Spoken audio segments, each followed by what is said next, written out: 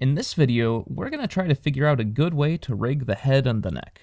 And let me start off by saying that I'm actually not 100% satisfied with any of the solutions that I've come up with for this yet. But I'm going to show you the one that is kind of least bad so far. So obviously, the simplest rig from our perspective as riggers would be a simple FK bone chain. But for animators, this isn't really nice to work with, for a couple of reasons. The first is that, just like with arms, it's often a lot nicer to animate the head's rotation independently of the body's rotation. Having the head follow the body's rotation forces the animator to do a lot of counter animation. So right away, that suggests that we'll want the head to have a socket switch rig. But even with the head using a socket rig, the animator will still have to do a fair bit of counter animation on the neck. If the body rotates backwards, but the head stays stationary, the neck still needs to be rotated up to create a sensible neck transition between them. So that suggests that we'll want to do something like on Mr. Hot Dog's body, where the neck automatically blends between the head and the body. But that's still not enough, because the animator needs to have separate control over the neck as well, for things like pushing the head forward. So that suggests that we'll want to use the parent trick on the neck to allow it to be animatable on top of that automation. This may seem like a lot, but it's actually not that hard to rig. Let's break this down and solve one problem at a time. First, let's tackle the automatic neck bending. What we want to do is make it so that whenever the animator rotates the head bone, or the body bone, the neck bone blends smoothly between both of the rotations. We already established the basic mechanisms for this in Mr. Hot Dog's body rig, but we're going to have to modify it a bit here because with Mr. Hot Dog, we kind of exploited the fact that all of the body bones had the same default rotation.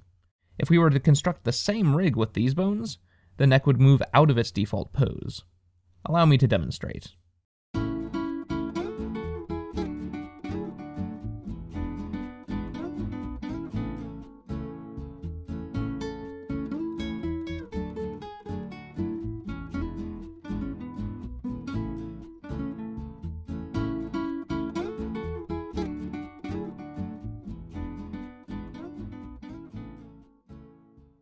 You see, it does create a smooth blend, but the default pose is ruined. That's because the neck is copying the world space rotations of the bones. However, even if we switch the constraint to local space, we run into different problems. The rest pose is now preserved, and rotating the head control seems to work, but rotating the body control now makes the neck rotate even further out of place. We could just remove the constraint to the body control, and the behavior of the head control would still be fine. However, the neck doesn't adjust at all when rotating the body control now. So this is clearly not a workable solution. However, this is another one of those cases where we can use parents to help us out with the automation. The big problem here is that none of these bones have the same default rotation. But if we give them all parents, and do the automation on the parents, then we can easily make those parent bones have the same default rotation as each other. So what we're going to do is insert additional bones into this parent-child hierarchy, like so, and then put the constraints on those bones. This bone will affect the body, this one will affect the neck, and this one will affect the head. It's going to look a little confusing though, because their positions are actually going to be collapsed like this. But just remember that their hierarchy looks like this. Also, notice that this is going to have a side benefit. The animator will be able to animate the neck bone on top of this automation, because all of the automation is on its parent. So we're actually killing two birds with one stone, since that's another one of the things we wanted to be able to do. Not that I approve of killing birds with stones. Anyway, so let's try this out. To create these intermediate parent bones, we're simply going to extrude up on a single axis. As long as we're doing it on the same axis, all of these bones will be aligned the same. But it does look like we'll want to flip their roll 180 degrees.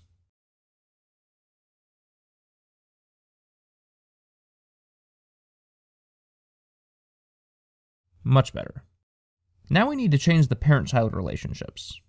Because of the positions of the bones, this can get a little bit confusing, but just try to keep in mind the hierarchy of the order that you want.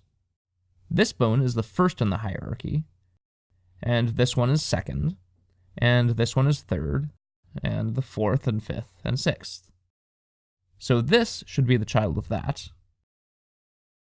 and this should be the child of that, and actually it already is, since it was extruded from it, hence why it's only giving us the option to make it connected. And this should be the child of that, and so on.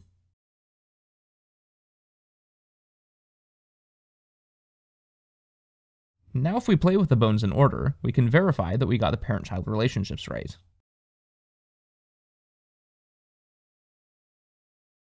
Yep.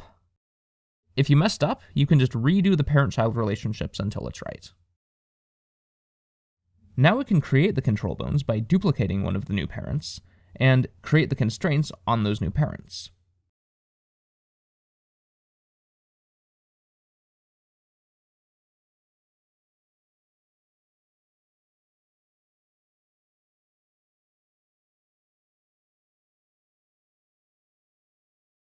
Now we have our default pose preserved, but the neck also adjusts properly to the body and head rotating. Not only that, but we can also manually rotate the neck bone on top of all of this. I also just want to note that this construction we built here is basically a generalization of Mr. Hot Dog's body rig.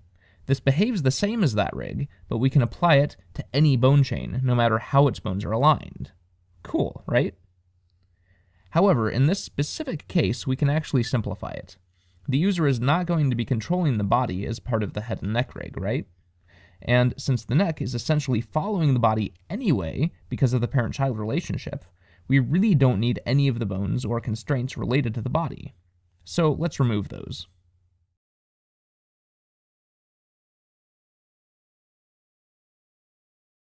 This setup still works just like before, except that we're now directly rotating the body bone instead of rotating it via a separate control.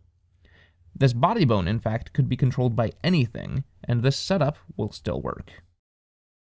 So now we have the auto neck working, and the neck can also be tweaked manually on top of that. So the only thing left is to create a socket switch for the head control. We actually already know how to create that, but I'll walk you through it again since it might seem a little confusing how to apply it here. First, let's move the intermediate parent bones to a hidden layer, since they're not relevant to this at all, and they'll just clutter our view and make things more confusing. Now let's create the socket bone and the real parent bone.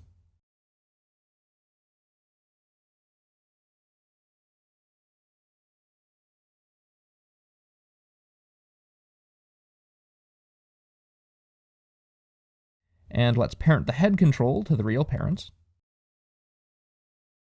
Now add the copy location and copy transform constraints to the parents.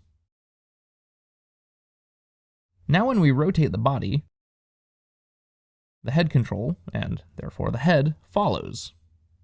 But if we turn off the copy transforms constraint, then the head keeps its own independent rotation.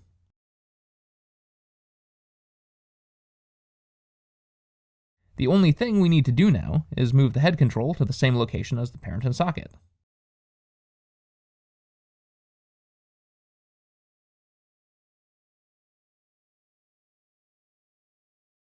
This looks pretty confusing, obviously, because there's lots of overlapping bones that look alike. But if you understand the structure behind them, then it's not so weird. And obviously, in the final rig, we'll set up a custom property on the head control for the socket switch, and we'll move all of the mechanism bones to a hidden layer. Oh, and of course, we'll want to lock the translation of the neck bone and the head control. They're only for rotation, not location. And that's it. This is how I currently rig necks and heads. At least, well, short necks in any case. Long necks are a totally different beast. Imagine flamingos. Oh goodness.